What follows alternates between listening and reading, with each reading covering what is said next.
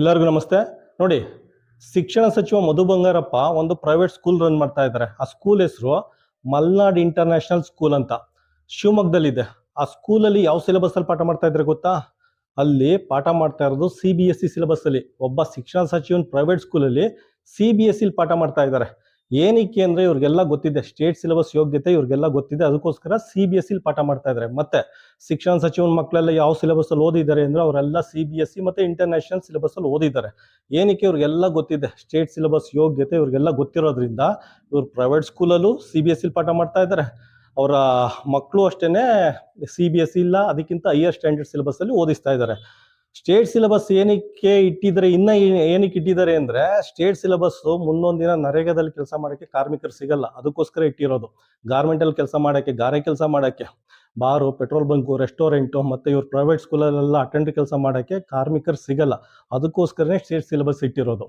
ಆದ್ರಿಂದ ಜನಗಳು ಹೇಳ್ತಾ ಇರೋದು, ನೀವೇನಾರು ಎಚ್ಚೆತ್ಕೊಂಡು ಇವರೆಲ್ಲ ಇಂಥ ಅವಿವೇಕಿಗಳನ್ನೆಲ್ಲ ಪ್ರಶ್ನೆ ಮಾಡಲಿಲ್ಲ ಅಂದ್ರೆ ಮುಂದೊಂದು ದಿನ ನಮ್ಮ ಮಕ್ಕಳು ಭವಿಷ್ಯ ಅಧೋಗತಿ ಆಗುತ್ತೆ. ಆದ್ರಿಂದ ಪ್ರತಿಜ್ಞೆ ಮಾಡಿ, ಒಂದು ಪ್ರತಿಜ್ಞೆ ಮಾಡಿ, ಏನಂದ್ರೆ ಪ್ರೈವೇಟ್ ಸ್ಕೂಲ್ ಯಾರ್ಯಾರು ರನ್ ಮಾಡ್ತಾ ಇದ್ದಾರೆ, ಪ್ರೈವೇಟ್ ಸ್ಕೂಲ್ ಯಾರ್ಯಾರು ನಡೆಸ್ತಾ ಇದ್ದಾರೆ ಅಂತ ಶಾಸಕರಿಗೆ ಅಂಥವ್ರಿಗೆ ಓಟ್ ಹಾಕಲ್ಲ ಅನ್ನೋ ಒಂದು ಪ್ರತಿಜ್ಞೆ ಮಾಡಿ, ಖಂಡಿತ ನಮ್ಮ ಶಿಕ್ಷಣ ವ್ಯವಸ್ಥೆ ಬದಲಾಗುತ್ತೆ.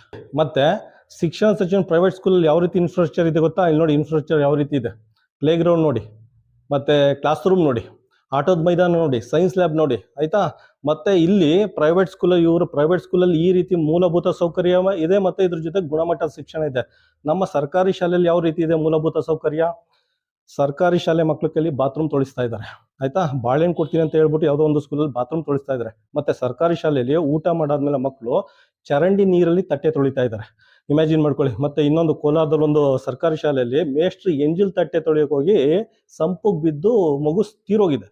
ಇಲ್ಲಿ ಮೂಲಭೂತ ಸೌಕರ್ಯ ನೋಡಿ, ಸರ್ಕಾರಿ ಶಾಲೆಯಲ್ಲಿ ಇಷ್ಟೊಂದು ಕುಲಗೆಟ್ಟೋಗಿದೆ, ಆಯ್ತಾ? ವರ್ಷಕ್ಕೆ 42,000 ಕೋಟಿ ಅನುದಾನ ನಮ್ಮ ಸರ್ಕಾರಿ ಶಾಲೆಗಳು ಕೊಡ್ತಾ ಇರೋದು.